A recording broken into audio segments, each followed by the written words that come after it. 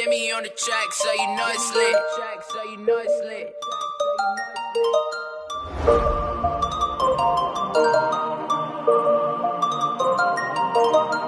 Fly, Bubble Boy. Fly, Bubble Boy. Fly, Bubble Boy.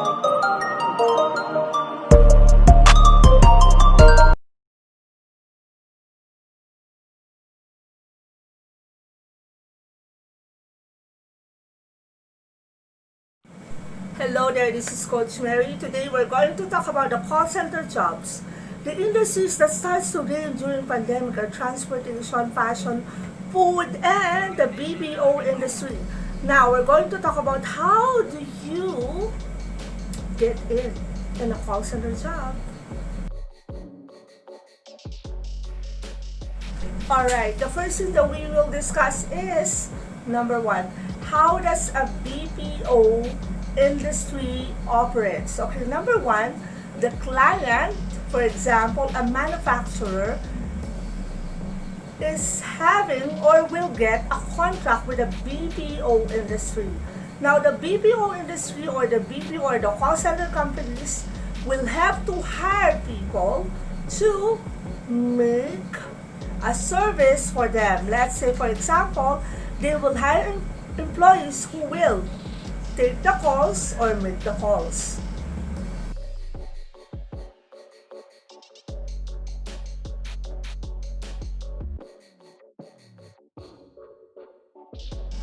Alright, so we have two types of calls. The first call is the inbound call. The inbound call, customer calls to inquire, to complain, to know the product and services, to verify something about the product or services, to buy or to return, meaning they wanted to know more about the products. Or number two, they will complain something about the product or the services they got from the manufacturer. Number three, to know the product services, probably they will buy or they wanted to know something about the product they bought. Now, to verify something about the product or services, and also to buy, and of course, to return. So the call center agent will have to handle all of these calls or one of these calls.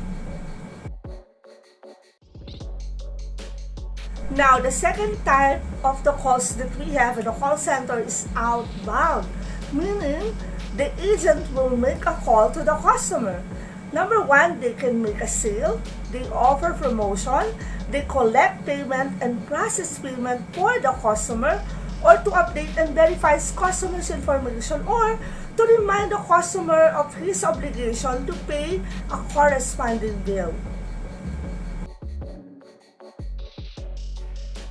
Alright, so ano ba ang mga skills na kailangan para matanggap ka sa isang call center?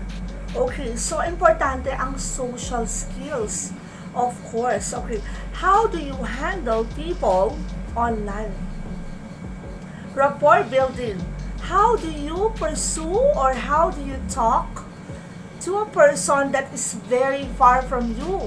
Okay, now, importante ang emotional quotient. Most of your callers are irritated or they are irate, meaning they wanted to complain something or they wanted to verify something, and you have to give them the right information they need. Okay, number three, syempre, you have to be updated of the account you're handling. For example, you handle telecom, you handle financial, you handle cable subscription, you handle products. So you have to know more things about the account that you are handling. Okay, importante din ang persuasive talk. Ibig sabihin, you know how to convince your caller or your customer on to buy the product or to give the proper information to them or to give them the information na kailangan nila right at that moment. Okay, you have to be a problem solver. Now, while on training, you will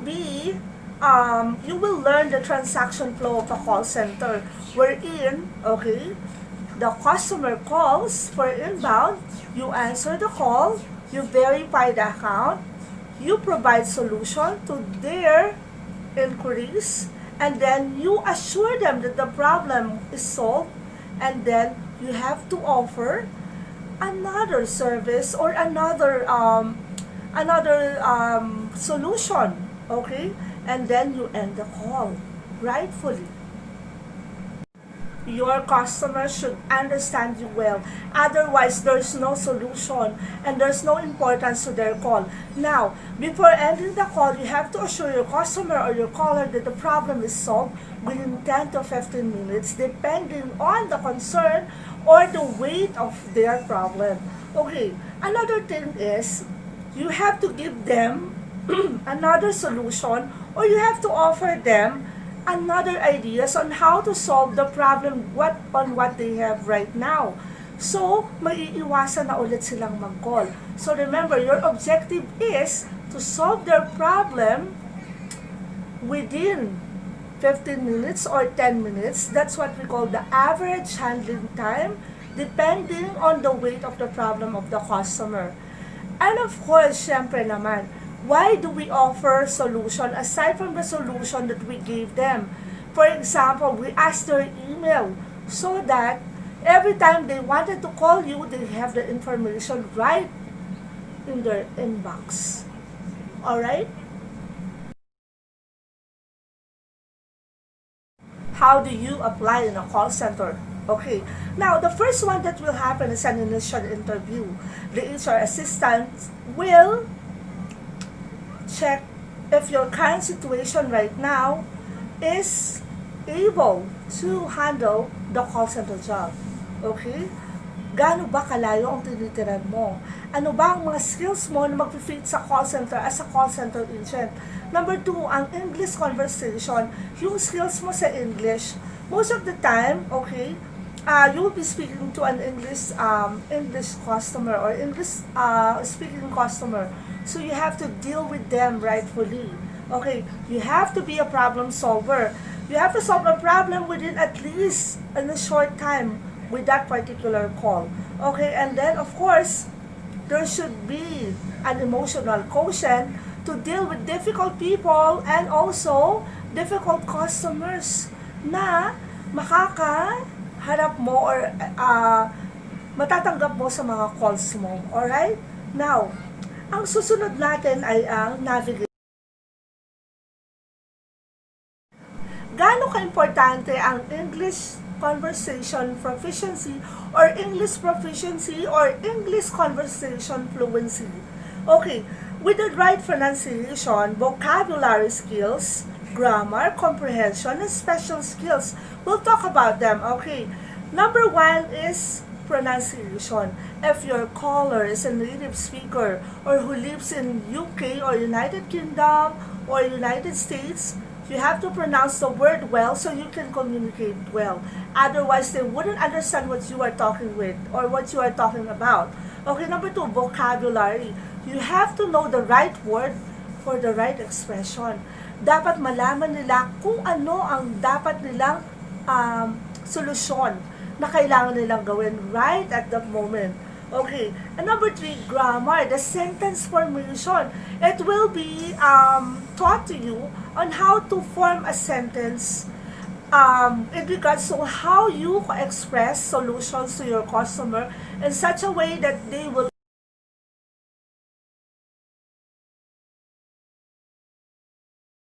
So, to prepare you for a call center job, okay, these are the things that we have to prepare, okay? So, a call center job is an easy and enjoyable job if you will definitely make it. Okay, now, you will learn American culture. You have to learn technology and English proficiency. Of course, importante ang teamwork, the value of human relationship, emotional maturity, and accountability to the task. Okay. Number 6, syempre, you have to learn the responsibility of being a good information provider. Okay. And of course, you have to prepare for a call center job. The word is big. What? Make it yours and learn to communicate globally. See you again. This is Coach Mary. I hope you enjoy your watching today. I hope you have learned something. And okay, let's support local community. Let's support local business, and let's provide jobs. Have a great day, everyone, and be a global leader. Have a nice day.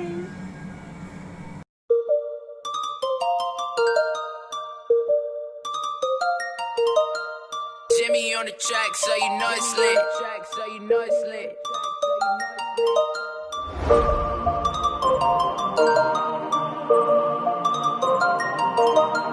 Bye, Bubble Boy. Bye, Bubble Boy.